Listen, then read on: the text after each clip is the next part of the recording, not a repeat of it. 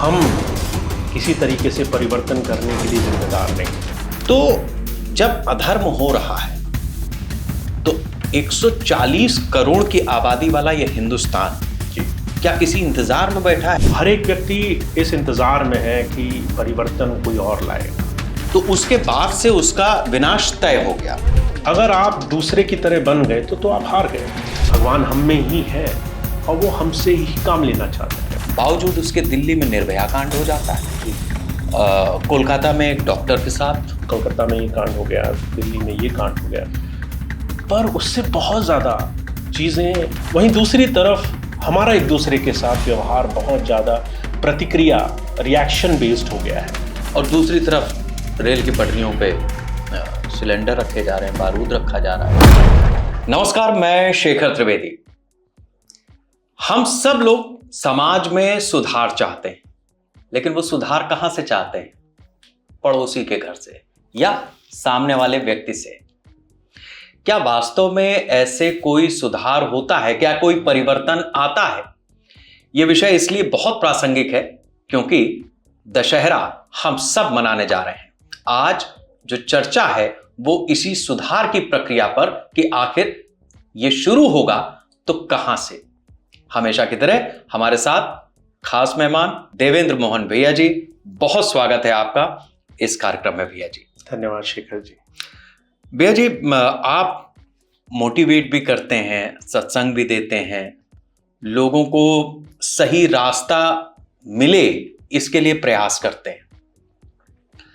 सवाल इस बात का है कि ये जो सही रास्ता है इस पर सामने वाला व्यक्ति ये सोचता है कि शेखर जी चलें जी, तो ये किस तरीके का स्वरूप है समाज का? सही रास्ता वो जानना चाहता है, जी जी, वो मार्ग पूछता भी है, लेकिन चलता नहीं है। चलता सामने वाला है, ऐसा उसके मन में एक विचार रहता है। ये किस तरीके की सोच है? शेखर जी, आपने बहुत अच्छा विषय चुना दशहरे पर, कि दशहरे में लोग एक तरफ ही कहते हैं कि बुराई के ऊपर अच्छाई की जीत हो, वहीं कहीं ना कहीं वही उम्मीद करते हैं कि बुराई का जो भी नाश होगा या उसमें बदलाव होगा वो कहीं बाहर से होगा, कहीं दूसरे लोगों से होगा। और ये कुछ ऐसी प्रवृत्ति बनी हुई है, ये कुछ ऐसी सोच बनी हुई है हम सब की, हमारे चारों तरफ लोगों की, कि हम सबको अपने अंदर कुछ बदलाव करने की ज़रूरत नहीं। और शायद यही बहुत बड़ा कारण है कि आज हम देखते हैं, हम दशहरा मनाते तो हैं, पर हमारे समाज की कुरीतियाँ, बुराइयाँ भी उतनी ही तेज़ी से बढ़ रही हैं। और चारों तरफ ऐसे घटनाक्रम आप सुनते होंगे कि यहाँ ये घटना हुई, वहाँ किसी बच्ची के साथ कुछ गलत हुआ। चारों तरफ ये सब हो रहा है और उसके होने के बावजूद भी लोग यही उम्मीद करते हैं कि सुधार कहीं बाहर से आएगा। तो मेरा मानना यही है कि ये एक साधारण सोच है जिसको बदलने की बहुत बड़ी आवश्यकता है। ये एक ऐसी विडंबना है कि हम सब लोग ये दशहरा जो पर्व है इसको हर्षोल्लास के साथ मनाते हैं और हर साल मनाते हैं। बड़ी चीज ये रहती है कि हम सोचते हैं कि हमने रावण को मार दिया और बुराई का अंत हो गया। लेकिन जो विषय आज हम लोग लेकर के बैठे हैं, इस त्योहार को मनाने में कोई दिक्कत नहीं है, लेकिन क्या भैया जी हिंदू परिपाटी के जो त्योहार हैं वो कहीं ना कहीं हमारा जीवन कैसे होना चाहिए इसकी सीख देते हैं। तो क्या ये सिर्फ एक प्रतीक बन के रह गए? कुछ ऐसा ही लगता है कि हम आज त्योहार मनाते हैं सिर्फ अपनी खुशी को जाहिर करने के लिए, पर उसके पीछे जो संदेश है उस पर हम ज़्यादा गौर नहीं करते।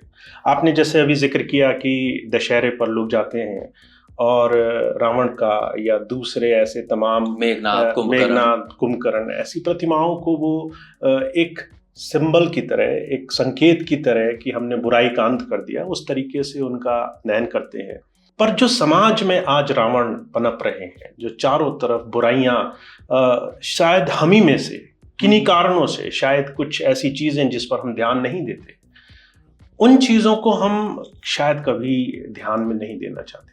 तो सबसे बड़ी ज़रूरत इस बात की है कि दशहरा या बुराई जो आज समाज में है चारों तरफ, हमारी बहू बेटियां सुरक्षित नहीं हैं, हमारा समाज सुरक्षित नहीं है, आप देर रात को बाहर नहीं निकल सकते, या फिर लोग घात लगाए बैठे हैं कि किस तरीके से आपकी किसी अच्छाई का फ़ायदा उठा लिया जाए।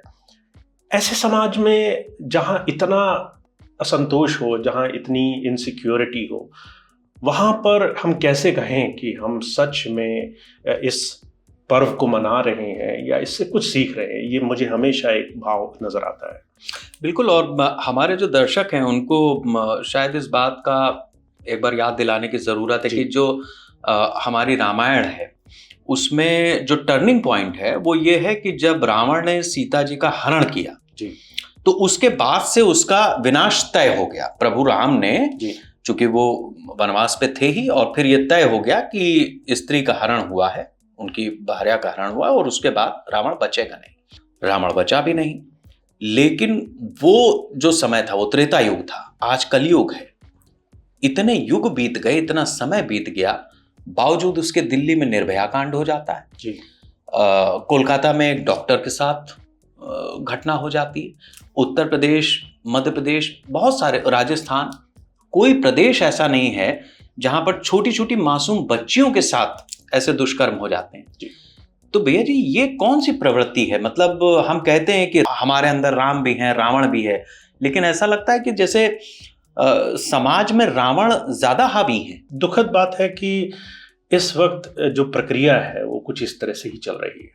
और जहाँ तक मैं महसूस करता हूँ कि जब इस तरह की कोई घटनाक्रम होता है, जैसा आपने अभी जिक्र किया कि कलकत्ता में जो अभी दुर्घटना हुई, बहुत से लोगों ने वो समाचार सुना, बहुत से लोगों ने उस पर नाराज़गी दिखाई, कुछ लोगों ने कैंडल मार्च किया, कुछ लोगों ने नारे लगाए, कुछ लोगों ने उसका विरोध किया। पर एक बहुत बड़ा जन समूह, हम जैसे ही लोग, घर में उससे पूरी तरीके से आश्वस्त बैठे रहे। हमें ज़्यादा फर्क नहीं पड़ा, हमने उस चीज़ पर बस थोड़ा दुख जताया, और शायद हम ये मानते हैं कि हम सुरक्षित हैं। कल को हम बाहर से कहीं निकलें या हमारा बच्चा कभी शाम को कहीं बाहर निकले, देर से आने में हो जाए, हमारे साथ ऐसा नहीं होगा। पर दुर्भाग्य ये है कि अगर हमने आंखें बंद रखी और अगर हमने समाज के इन रावणों को बदलना नहीं शुरू किया, उनकी प्रवृत्ति नहीं बदलनी शुरू की, उस पर हमने जिस तरह से भी संभव हो उस तरह से हमने प्रयास करने नहीं शुरू किए कि समाज में चीज़ें सुधरें, तो ये चीज़ कहीं भी किसी भी घर घटनाक्रम में हो सकती है। दूसरी चीज़ मैं और महसूस करता हूँ शेखर जी कि हम कभी कभार जब कोई चीज़ बहुत ज़्यादा समाचार में आ जाती है तो उस चीज़ को हम महसूस करते हैं कि कोलकाता में ये कांड हो गया, दिल्ली में ये कांड हो गया, पर उससे बहुत ज़्यादा चीज़ें, कई गुना ये चीज़ें हो रही हैं जो शायद हम तक पहुँचती नहीं है। ठीक बात। तो चारों तरफ ये घटनाक्रम हो रहे हैं, पर हम ज़्यादातर, एक मेजॉरिटी में बहुत सारे लोग अपने देश में सिर्फ एक पर्व मनाकर खुश हैं। हम बदलाव लाने में विश्वास नहीं रखते, हम कहने में ज़्यादा विश्वास करते हैं। तो ये बहुत दुखद है, और मुझे कई बार इस चीज़ की चिंता भी होती है जिस दिशा में समाज जा रहा है। क्या सच में हम अपने समाज, अपनी चारों तरफ एक अच्छाई लाने के लिए कुछ कर पा रहे हैं? ये मेरे को हमेशा एक बहुत बड़ा प्रश्न लगता है। तो भैया जी, मतलब ये थोड़ा सा लीक से हटके सवाल है, क्योंकि आप जन समूहों से मिलते हैं, व्यक्ति समूह होता है, व्यक्तिगत रूप से भी आप लोगों से मिलते हैं। बहुत सारे लोग ऐसे होंगे जो कॉमन फ्रेंड्स भी होंगे जी। तो हो सकता है कि मिस्टर ए आपसे कहते हो कि भैया जी मिस्टर बी जो आपके पास आते हैं, देखिए उन्होंने ऐसा कर दिया। अब भैया जी आप शायद सोचते होंगे कि भाई हमारी सीख में तो ऐसा नहीं है जी। फिर मिस्टर बी से अगर आप पूछें तो वो कहेंगे नहीं साहब मिस्टर ए ने ऐसा किया था। तो ये जो प्रवृत्ति है, संत की शरण में, मोटिवेटर के साथ में, आप किसी भी तरीके से जब अपनी सोच को परिवर्तित नहीं कर पा रहे हैं तो ये ब्लॉकेज कहाँ पे है फिर?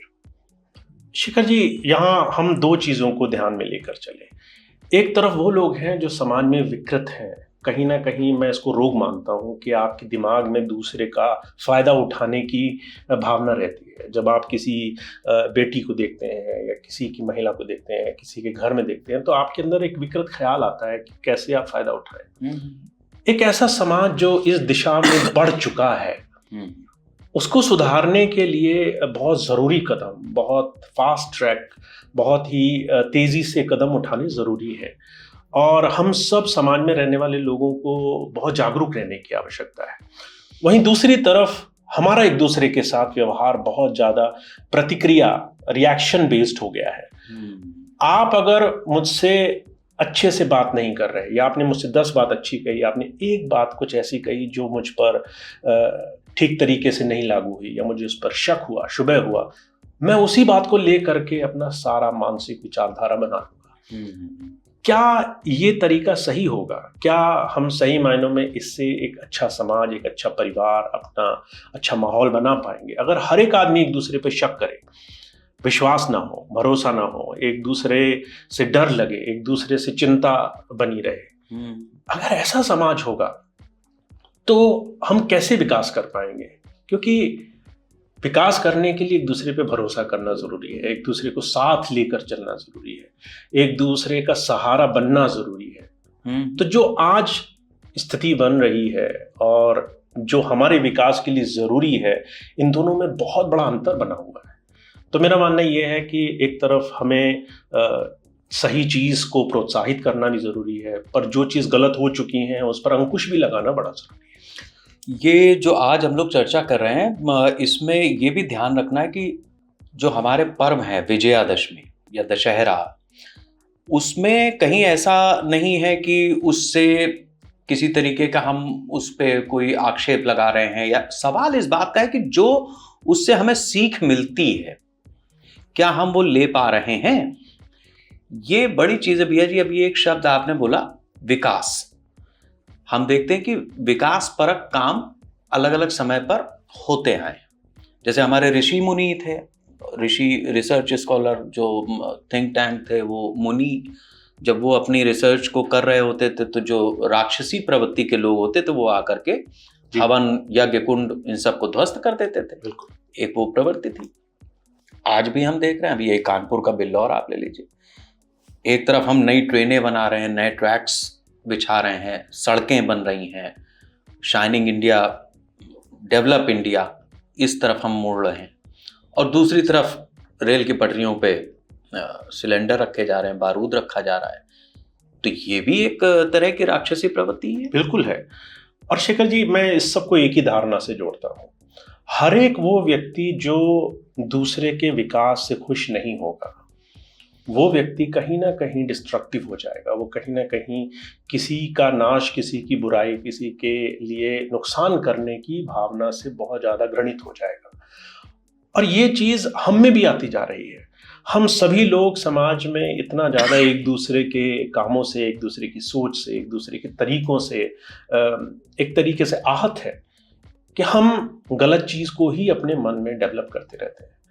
तो एक तरफ जहाँ दशहरा ये हमें सिखाना चाहता है कि बुराई पर अच्छाई की विजय हो, ये विजयदशमी का पर्व है, तो हम हमेशा याद रखें कि विजय ही अंतिम लक्ष्य है। अगर आप दूसरे की तरह बन गए तो आप हार गए। अगर आप बुराई के ही साथ चलने वाले बन गए, अगर आप बुरे ही बन गए तो आप हार गए, चाहे आप कितनी ही अच्छे समाज से आते हो। तो विजय हमारा अंतिम लक्ष्य होना चाहिए कि हम कैसे अपने आसपास एक अच्छा समाज बना पाए। पर यह तभी संभव है जब हम उन तमाम लोगों को धीरे धीरे सही दिशा में ले जाने के लिए हर तरह के प्रयास करेंगे। मुझे एक और चीज़ याद आती है, कई बार हम रावण और भगवान राम का जिक्र करते हैं कि रावण अपने आचरण से, या कहा जाए कि उसकी विद्या से या उसके ज्ञान से बहुत प्रकांड पंडित था, और आज भी उसके मंत्र बोले जाते हैं जब बड़े बड़े यज्ञ होते हैं, जो उसी ने रचित किए थे, ऐसा माना जाता है। आज भी कहा जाता है कि और नर किन्नर सब उसके सामने हार मानते थे। आज भी कहते हैं कि वो इतना शक्तिशाली था कि वो जो चाहता था, भगवान शिव का एक बड़ा भक्त था, अनन्य उपासक था। उसके बावजूद उसका एक ऐसा अंत हुआ कि आज उसके पुतले फूके जाते हैं। क्यों? क्योंकि उसके अंदर सिर्फ एक बुराई थी कि वो चरित्रहीन बन गया।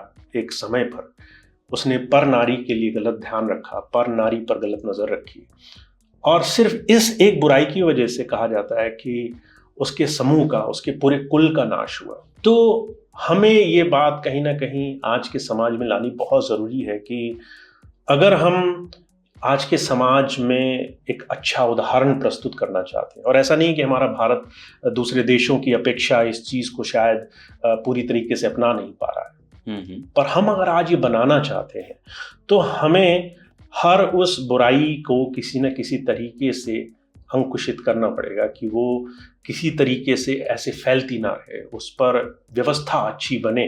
साथ साथ हम एक दूसरे के साथ जिस तरह से व्यवहार करते हैं वो विश्वास का व्यवहार हो और एक दूसरे के साथ और भरोसे से हम आगे बढ़ने वाले हैं। अच्छा भैया जी, एक अपने यहाँ खास तौर से हिंदुस्तान में एक प्रवृत्ति इस तरीके की भी है कि कुछ होगा तो कोई आएगा और वो सब सही कर देगा। जबकि जैसे अपने यहाँ गीता में भी, मैं गीता को लेकर के आता हूँ, रामायण के प्रसंग में भगवान कृष्ण कहते हैं अर्जुन से कि यदा यदा ही धर्मस्य ग्लानिर्भवति भारत अभ्युत्थानम धर्मस्य धर्म प्रदातमानम सृजामि। हम जब जब धर्म की हानि होगी तब तब मैं आऊंगा और धर्म को स्थापित करूंगा।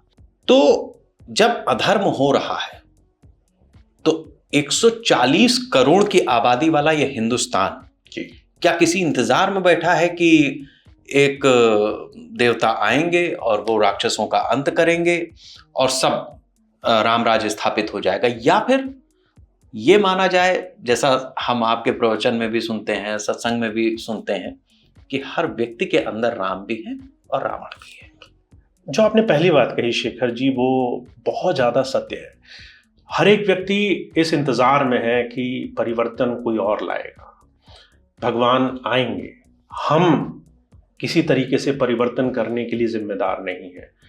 आपने सोमनाथ मंदिर का उदाहरण सुना होगा। सोमनाथ मंदिर, उस पर कुछ हजार सैनिक लेकर के एक आक्रांता आया और हजारों के तादाद में वहाँ ब्राह्मण, पुजारी, अलग तरह के महापुरुष वहाँ मौजूद थे। उन्होंने विरोध नहीं किया। उन्होंने कहा कि भगवान खुद अपनी रक्षा करेंगे, और वो मंदिर कई बार लूटा गया, कई हजार लोगों की जानें गई, पर उन्होंने उसका विरोध नहीं किया। मैं कई बार सोचता हूँ कि क्या हमारा भारत कुछ इस तरह की ही परिपाटी ले करके कि कोई अवतार आएगा और कोई भगवान आएगा, कोई इस तरह की परमात्मा की शक्ति अलग से आएगी, वो सब कुछ बदलेगी, इस इंतज़ार में हम बैठे रहेंगे? या हम ये चीज़ समझेंगे कि भगवान हमारे अंदर से ही काम करता है, वो हमें अंदर ही प्रेरणा देता है, वो हमें ही योग्य बनने के अंदर रास्ते देता है, हम स्वयं ही अपने समाज के रक्षक बनने के लिए उस परमात्मा की प्रेरणा लेकर काम करें?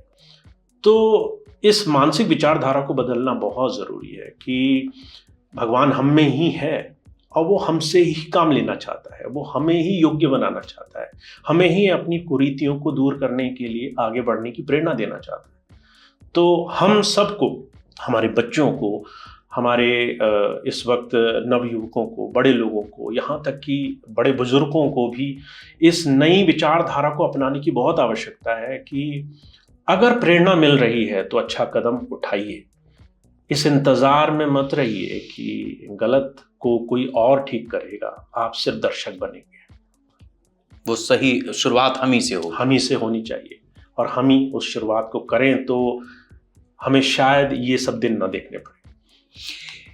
अब जिस तरीके से हमारा समाज बर्ताव कर रहा है भैया जी, इसमें हम क्या उम्मीद करें कि वास्तव में कुछ इस तरीके की स्थितियां बनेंगी जिसमें, क्योंकि हमारे पास देखिए पुलिस भी है, न्यायिक व्यवस्था भी है, हमारे पास चुनी हुई सरकारें भी हैं, अलग अलग स्तरों पे सरकारें हैं, पंचायत से शुरू होते हैं और हम संसद तक देखते हैं।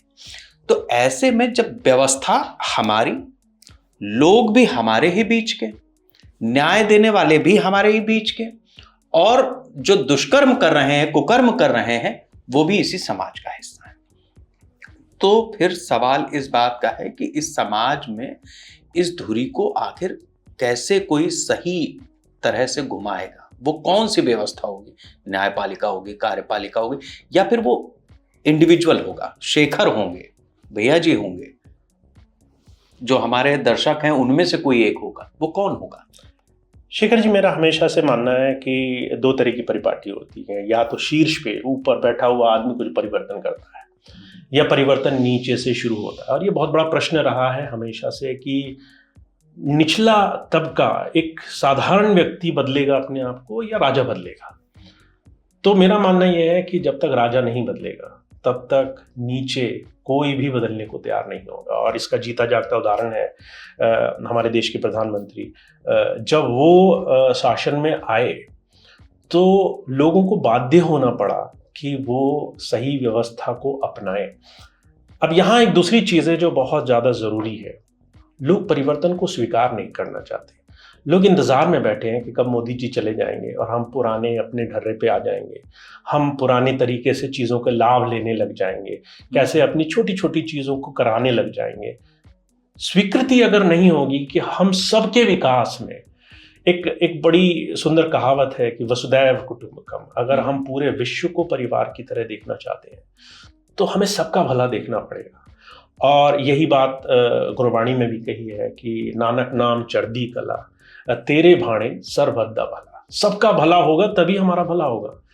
तो लोगों के अंदर ये स्वीकृति आनी चाहिए कि जो एक शीर्ष पे बैठा आदमी कर रहा है उसको हम भी अपना लें, उसका साथ दें, हम भी अपने स्तर पर कुछ करें, उसका विरोध ना करें, उसके ऊपर टिप्पणी ना करें, उस बुराई का जो है ठेका ना बांधें इसके ऊपर, बल्कि उस चीज़ का साथ दें। तो विकास कई गुना तेजी से हो जाएगा। एक आदमी जो बदलाव करना चाहता है, अगर हम सब के हाथ उसमें मिलेंगे तो कितनी तेजी से बदलाव होगा। और अगर हम उसका विरोध करेंगे और इंतजार करेंगे कि 5 साल और मोदी जी जाएंगे, कोई और न्यायिक व्यवस्था आएगी, तब हम आनंद लेंगे, तब हम अपने काम करा लेंगे, तो लोग अपने क्षणिक स्वार्थ के लिए कई बार सारे कुनबे में अशांति फैलाने का काम कर देते हैं, जो कि हमेशा नाश की तरफ ले जाता है। भैया जी, एक अब आखिर में मैं आपसे आपका एक अनुभव जानना चाहूँगा जी। क्योंकि हम लोग आज दशहरे पे चर्चा कर रहे हैं। आप देश विदेश के बहुत सारे शहरों में गए, लोगों से मिले हैं जी। दुनिया का अनुभव आपने लिया है।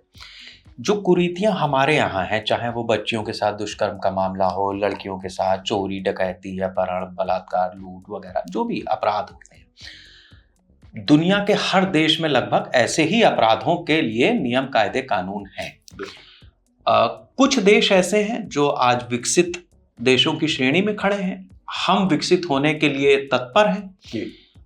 तो जो विकासशील या हमारे जैसे जो देश हैं और जिन देशों में ये क्राइम का ग्राफ नीचे है, आपका अनुभव क्या है कि वहां पर क्या चीज अलग हो रही है, क्या चीज परिवर्तन है जिसकी वजह से वो विकसित हो गए और हम अभी उस श्रेणी में नहीं पहुंच पाए?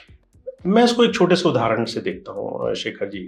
अगर आपका परिवार है और आपके परिवार में 2 बच्चे हैं, आप उन बच्चों की साथ बहुत अच्छे तरीके से उनको चीज़ें सिखा रहे हैं, तो क्या आपको अगर कोई बहुत गलत कोई काम बच्चा करता है तो क्या आप उसको दंडित करेंगे या फिर आप उसको पुचकारते रहेंगे? कई बार दंड की प्रणाली बहुत आवश्यक होती है ताकि कोई भी बच्चा गलत चीज़ को, जो कि जानलेवा है, जो कि घातक है, जिसका परिणाम शायद बहुत ही बुरा हो जाएगा, उस चीज़ को दोबारा भूल के भी ना करे।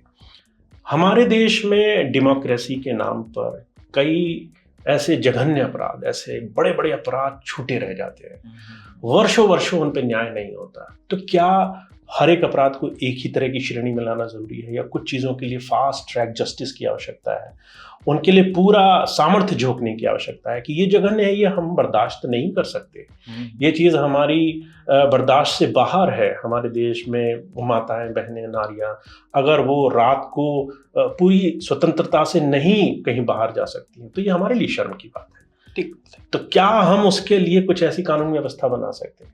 ये एक हमारे चरित्र का हिस्सा होना चाहिए कि ये हमारी बर्दाश्त से बाहर है कि कोई ऐसा कर सकता है। तो जब मैं बाहर जाता हूँ तो लोगों का अपने देशों के लिए या अपनी भूमि के लिए बहुत लॉयल्टी है, उनको बहुत ही अपने देश पर गर्व है। और एक छोटा सा उदाहरण मैं कहता हूँ, एक विदेशी महिला आई अपने बच्चे को लेकर के भारत में, और दिल्ली में जब आई तो एक बच्चे ने कुछ टॉफ़ी खाई और जो उसका बाहर का कवर होता है उसको ज़मीन पर फेंक दिया। माँ ने देखा और उसने कहा कि तुमने ऐसा क्यों किया, तुम तो ऐसा कभी नहीं करते, हमारे देश में ऐसा नहीं होता। तो उसने कहा, माँ चारों तरफ देखो, यहाँ तो कूड़ा ही कूड़ा है, यहाँ तो ऐसे हजारों चीज़ें फैली हुई हैं, मैंने एक फेंक दिया तो क्या हुआ? तो माँ ने कहा कि ये तुम्हारा नेचर नहीं है, ये तुम्हारा चरित्र नहीं है, तुम ऐसा नहीं करते हो। ये देश की धरती, ये ज़मीन भी वैसी ही है जैसी तुम्हारी अपनी देश की धरती। जो तुम नहीं करते हो वो तुम नहीं करोगे। तो हमें समझना पड़ेगा कि हम देश के लिए क्या कर रहे हैं, हम समाज के लिए क्या कर रहे हैं, हम अपने चारों तरफ लोगों के लिए क्या कर रहे हैं। हम अपेक्षा करते हैं लोग, देश, राष्ट्र के शीर्ष पे बैठे हुए नेता सिर्फ हमें दें, हम क्या दे रहे हैं। ये जब तक परिवर्तन नहीं हम लाएंगे, दशहरा, बुराई पे अच्छाई की जीत, विजयदशमी, भगवान राम का चरित्र, ये सब एक सिर्फ सैद्धांतिक चीज़ें रह जाएंगी जिसको हम मनाएंगे, भूलेंगे, साल भर याद नहीं करेंगे और दूसरे पर टीका टिप्पणी करेंगे। तो हमारे लिए बदलाव बहुत आवश्यक होना चाहिए, ये मेरा विश्वास है। बहुत बहुत शुक्रिया भैया जी, आज इस महत्वपूर्ण विषय पर और इतनी प्रासंगिक चर्चा करने के लिए, जो आज देश काल समाज से सबको जोड़ भी रही है। और इस बार जब आप दशहरा देखने जाएं, रावण के 10 सिर आप देखें, तो उसमें से सोचें कि अपने भीतर की कोई एक बुराई आप चुन लीजिएगा और देखिएगा कि उस सिर में वो कौन सी चीज़ है जो आपके बार बार स्ट्राइक करती है, बार बार मन में आती है। उस बुराई को कोशिश कीजिएगा कि उस रावण दहन के साथ उस बुराई का भी अंत हो। फिर अगली बार भैया जी हम आपको इसी तरीके से एक नए विषय के साथ नई चर्चा में लेकर के आना चाहेंगे। तब तक के लिए खुशी होगी शेखर जी, धन्यवाद। धन्यवाद।